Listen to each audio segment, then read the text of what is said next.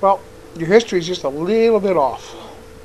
But you're not a history nut like I am. Romans came in to the Mideast. I'm going with broad strokes here. I'm not going to give you dates. You can actually find this out yourself. Just look up the historian Josephus. That'll give you a good part of it. Romans came in, took over the whole area, and as per usual, incorporated the local gods into their pantheon. That's what the Romans did. It helped to pacify. Things went along merry. La-di-da-di-da. They put Herod in, made him king of the Jew, made him king of the area, blah, blah, blah, blah, blah, which was just a puppet for Rome. On it went. Christ came along, and he got killed, and oh look, a new religion was born. Did the Romans care? No. It's just another one to add up to the pantheon. Keep it going. Everything's wonderful. And the various disciples spread out and went preaching the gospel. La-di-da. The Romans didn't care. Okay? The Jews finally had enough of the Romans and tried to kick them out. Romans said, we're tired of this crap, and kicked all the Jews out instead. Hence the diaspora. During this time, you've got the various disciples, or whoever, running out and preaching the word of Christ. It's all well and good. The Romans still didn't care. Okay? But, while this is going on, the Roman emperors went just a bit nuts and demanded that they be worshipped as gods. Now, Jews kicked out of their lands. They're not really a threat to Rome anymore. Christians are going, no. And human nature, being human nature, goes, oh look, somebody we can hate. The Romans themselves, the citizens, the mob, they didn't care. Oh, you want to worship a god? Okay, you're in the pantheon too. We all have our own favorite personal gods. We pray to them, but we'll acknowledge you as a god. Hallelujah. Guy in the street, the mob, didn't care.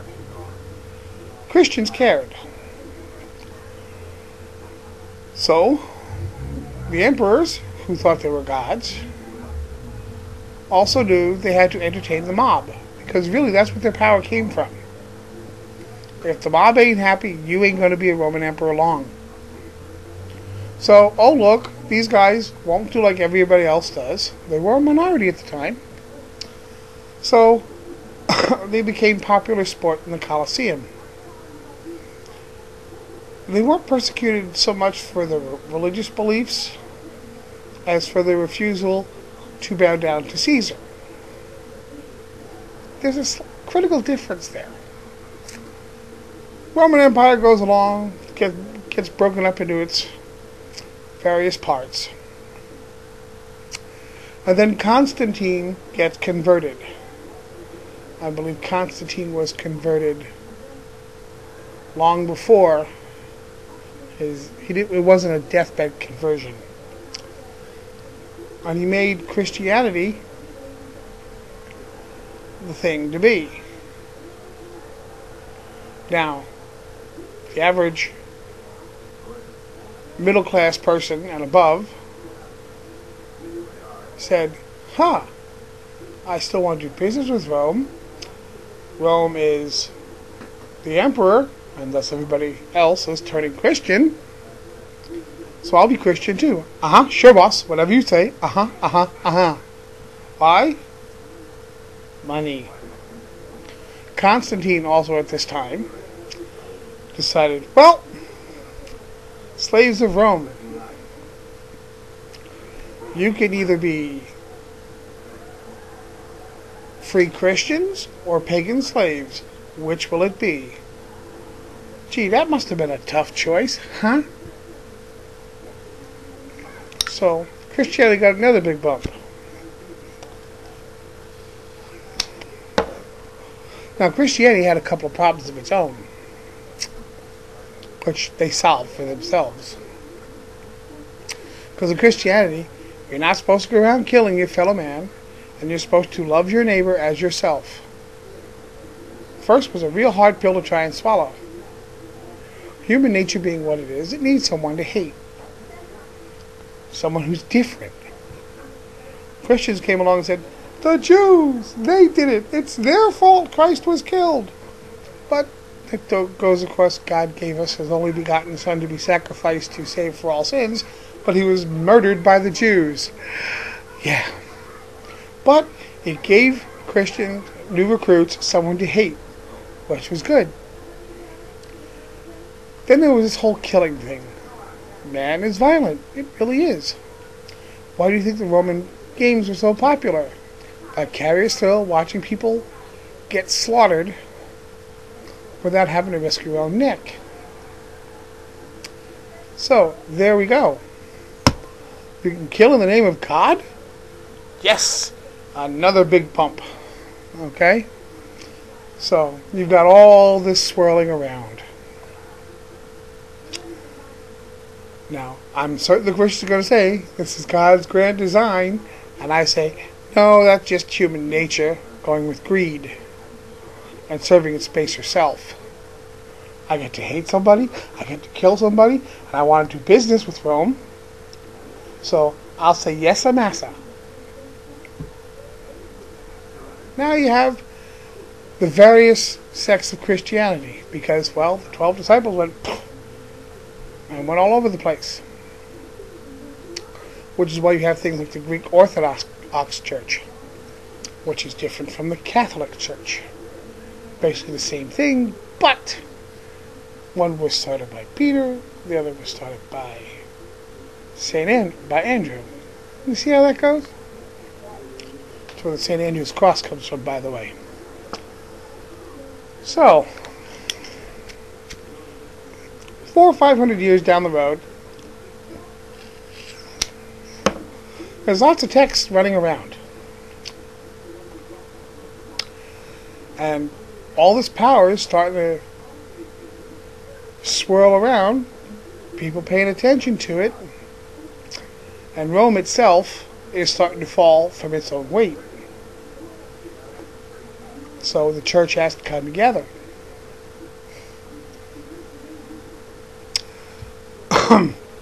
They've got monotheism going. They've got various sects of it all over the place now. People are falling away from the old gods because, well, they're just not doing so much for them. And the Roman emperors have accepted Jesus and all that kind of shit. So an ecumenical conference is called. 600 or so individuals. And they start going through the various books of the Bible, and they all have to come to an agreement on what's in and what's out. The texts you refer to are called the apocryphal writings. They're still out there, and a lot of them are still published. But they're not considered for the true church, which was the Roman Catholic Church. And you born-again people who go and slap around the Catholics, if you didn't have them keeping the church going for 1400 years, you wouldn't have Christ now. So you should lay off the Catholics. And the Greek Orthodox. Without them, you wouldn't be here right now. You should lay off the Jews too, because without the Jews, none of y'all would be here right now. But neither here nor there. They came together and had a little conference and decided what books would be in the Bible and how they would be edited. And because the church has lasted for so long, because it started off as Rome, the Holy Roman Church is actually the Roman Empire reinvented. You get that point? It's there, black and white. And Rome always loved its slaves. They just chose to change one form of slavery for another. And I'm Not really trying to slam Christians here, okay? I'm not. But it's happening. It comes down to look at the Lord's Prayer, which, by the way, was edited. You can find the real Lord's Prayer. It was lead us into temptation, because God did that, and God Himself did that to Adam and Eve. Led them into temptation, which was, you can have everything in here except that. That's called temptation. Okay? So, the original prayer was, lead us into temptation, but deliver us from evil. It's okay to be tempted. It's evil to succumb to that temptation. So, now, back on the Lord's Prayer. If you read the Lord's Prayer, and I'm going to use the unedited version. Our Father, who art in heaven, hallowed be thy name. Good so far.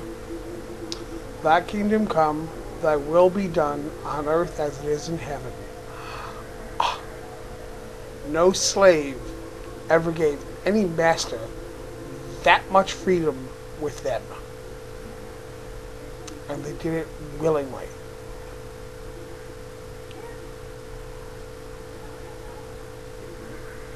Lead us into temptation, but deliver us from evil. For thine is the kingdom, power, and glory forever. Blah, blah, blah, blah, blah, blah. But you see my little point here? Thy will be done on earth as it is in heaven. Okay? No slave ever gave a master that much reign over them. So, that's why I say, Rome loved its slaves, and the Catholic Church reinvented itself at Rome. So, tangent, I know. TMI maybe?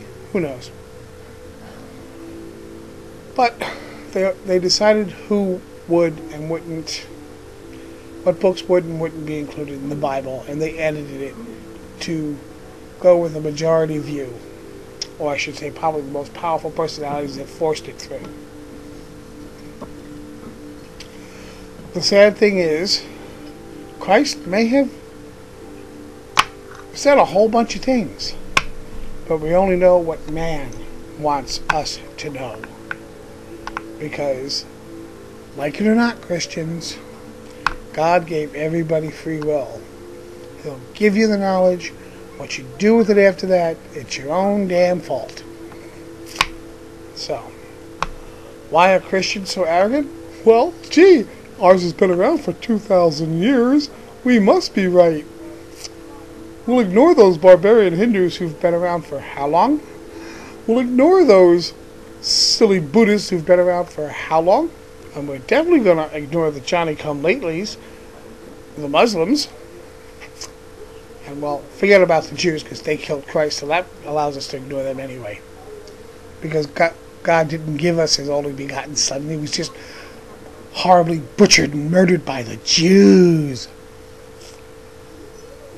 So, but God gave us His only begotten Son, and He gave up His life for us. But He was horribly murdered by the Jews. What stupidity. So, it's their own egos. They don't want to look at history. They don't want to know anything but what's there. I think I've ranted on long enough. I'm doing broad strokes in history here. It can be found if you look for the information.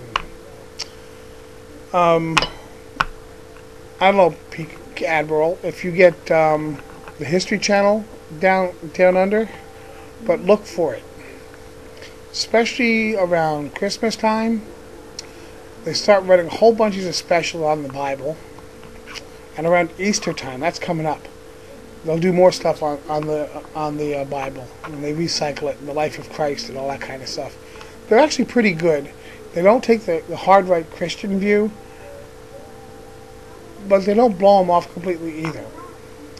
So, you can get a whole bunch of stuff that way too. Also, various readings and whatnot. So there you have it. I've rambled on too long, I'm certain. TMI. Well, tough luck. I'm ranting and raving. Have an adequate day.